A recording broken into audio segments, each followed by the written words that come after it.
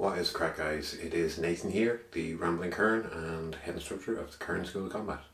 So today I'm doing a bit of a review video of the Cutler Skean. So that was the Skean you would have seen in my previous video. If you're interested on the history and kind of background of this weapon and how it was used, check out that video. You'll find it on my channel.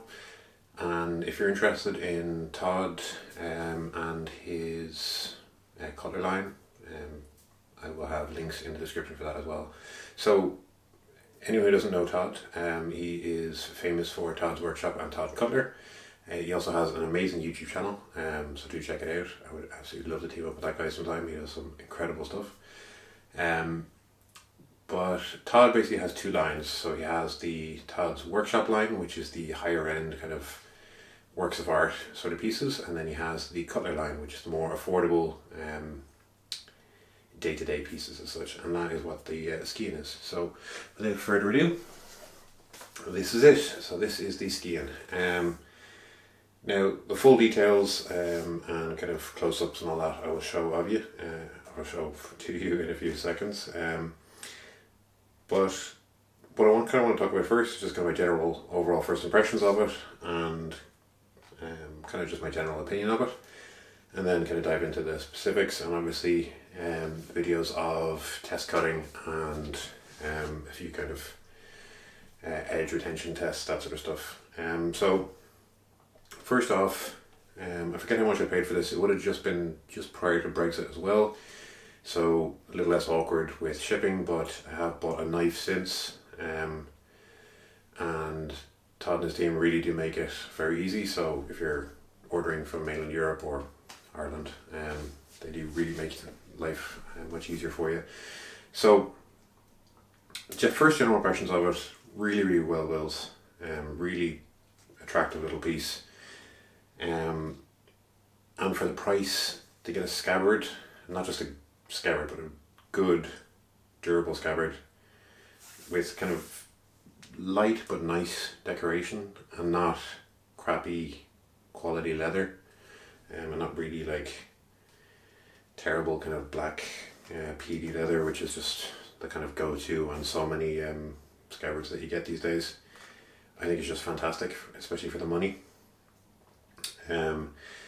So the scabbard itself I do really like. I really like the addition of the belt loops to allow you to tie it up in any sort of way you want. It is very historical. There's plenty of period artwork that has these, and there's numerous different ways of carrying these, as I kind of showed in the previous video.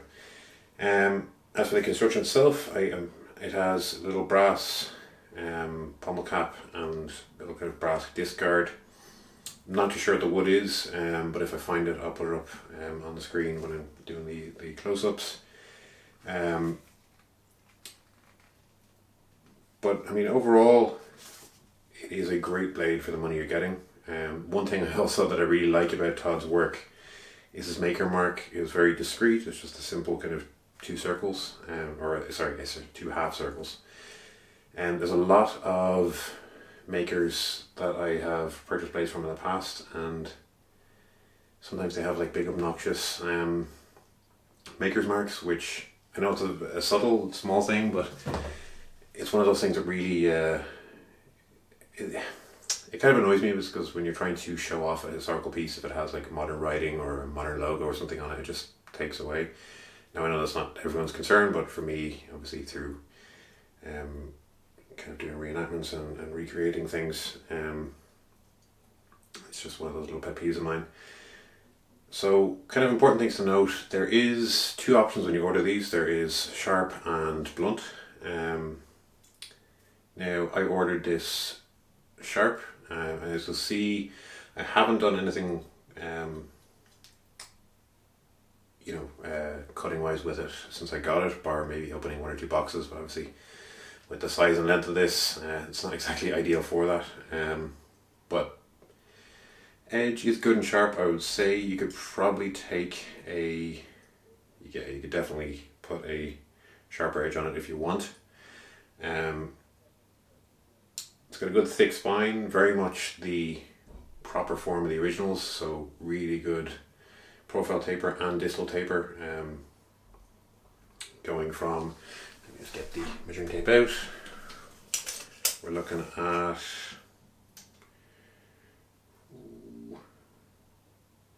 say about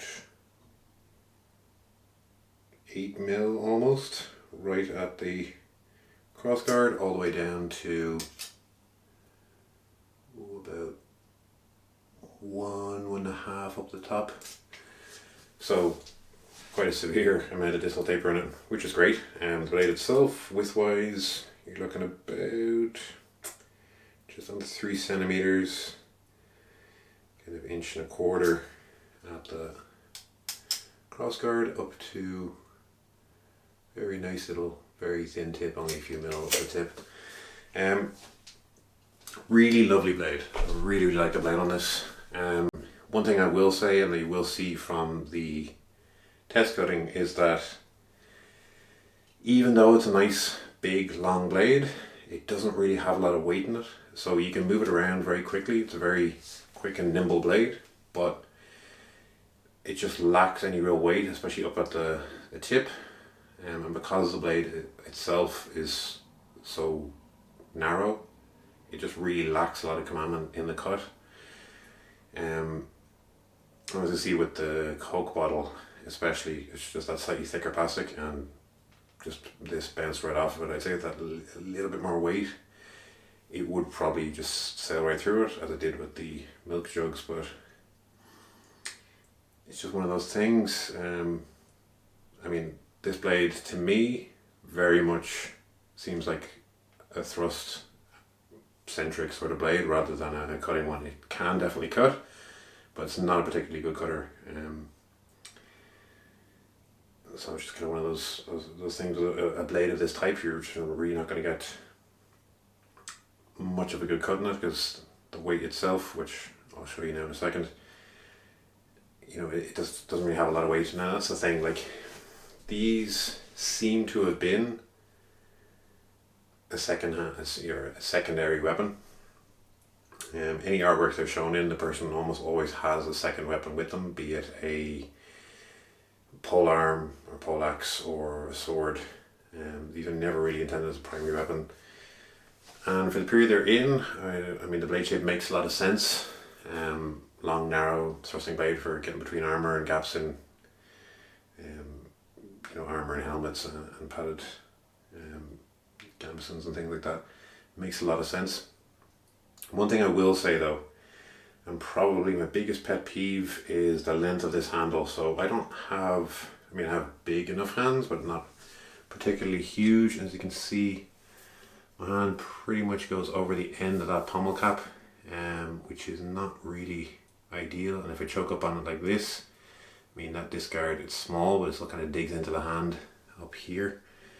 And it just doesn't feel secure at all. As you'll see in a few of the test cutting, I did actually end up doing kind of a saber grip with the thumb on top. Now the nice thing with having such a wide back of the blade here really does lend to those kind of saber cuts. It makes it very quick and nimble for that sort of stuff. But if you want to choke up on it, and even just for thrusts, it just felt a little bit too short. I mean, honestly, a few centimeters more, maybe like an inch or half an inch longer in the handle, really would have made a big difference. Just in the handle itself, while I do really like the brass guard and the brass butt cap, which I'm guessing is probably just threaded on here, like, there's very good with regards to fit and finish, you know, almost no gapping in the handle into the guard, very small bit in and around the where the blade meets the guard here, slightly uneven on each side, but I mean, for the price, that's really tiny and kind of, in my opinion, kind of lends to the aesthetic of it.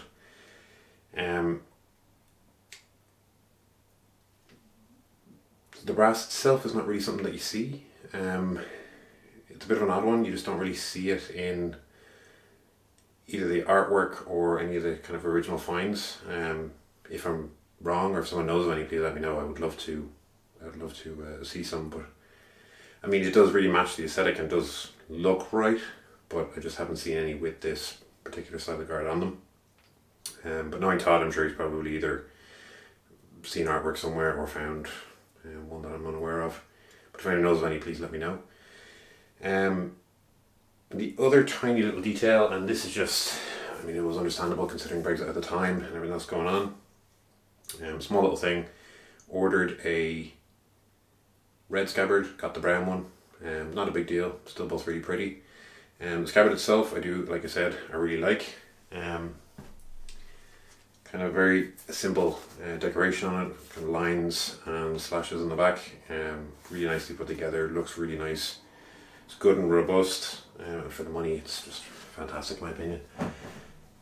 So yeah, overall impressions. Edge that came with it is good. You could definitely put a better edge on it yourself, which I do plan on doing. As you saw from the test cutting, it does cut, but thrusting it is scary with. As you'll see in a few of the thrusting that I did, and that was done with I think 7 layers of shipping cardboard with some burlap sack folded over it. Didn't really have any good mediums to test with. If anyone has any suggestions for future videos, let me know. But it was just something to try out.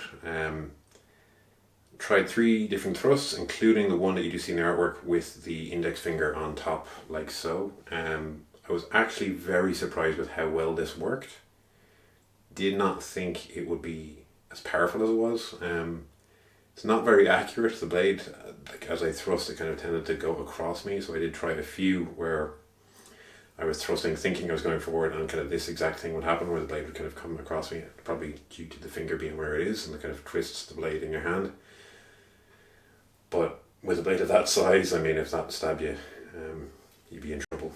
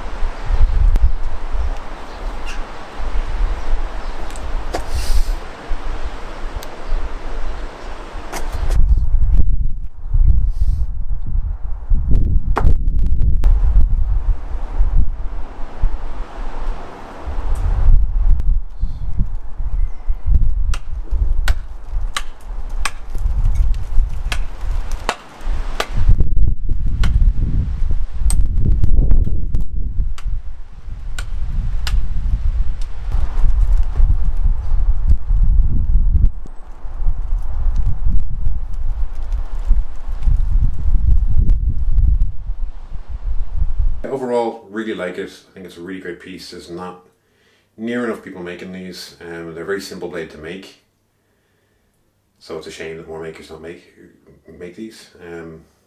and I'd love to see kind of different sizes and different lengths. Did some very rudimentary testing against a old branch. Edge held up beautifully. There's no chipping, there's no rolling, there's no dents in it. I'm not going to do any destructive testing with it because I do plan on using this for various other things. But if you'd like to see destructive testing of this, perhaps I can get together a Patreon or something like that if people think that's something worth my while. Like I said, this is my own, and I'm in no way sponsored or paid by Tod. This is a complete review off my own back, and blade is bought and paid for by myself, so I do not get any sort of kickbacks or anything on this, just for full disclosure. So yeah, overall really like it. Really definitely a thrusting blade. Did very little damage to the branch. As you can kind of see, it barely kind of bites in. One thing that took a bit of getting used to, actually, now that I think of it, on the swings is generally with a blade you kind of expect the center percussion to be about here, but because the blade narrows so much both in profile and distal taper, I really wanted to kind of land a lot of the hits almost like nearly half the way down, in about this region. It just didn't feel like there was much authority or power up in this last third. It could definitely cut, but it just felt like the blade really wanted to be cutting about halfway down. So just kind of one of those little interesting things. Anyway, that is the Skean from Tod Cutler. I will put the link to this and to his website and his YouTube channel down in the description. If you would like to see other reviews of blades or anything like that, please let me know. I'd be more than happy to do them. Obviously I have a handful of my own weapons, so I may dive into some of them if you're interested. I know a few people asked about testing out Blackthorn against different mediums. Could definitely do that too. If you think Patreon's a bit of an idea for helping get us a bunch of those things, let me know too. And overall, I really hope you enjoyed the video. It was a lot of fun to do, and this is just kind of one of the many bits of kit that will be coming up for the current project. So I do really hope you enjoyed. Please do give this video a like, comment and subscribe and all that good stuff. It really does help out. The channel is new and it's starting to grow, so I really appreciate any kind of support we get. This channel is all about Irish martial heritage and Irish martial culture, so I'd really appreciate any support that you can give. Thank you very much for watching, and I really do hope you enjoyed, and Slán.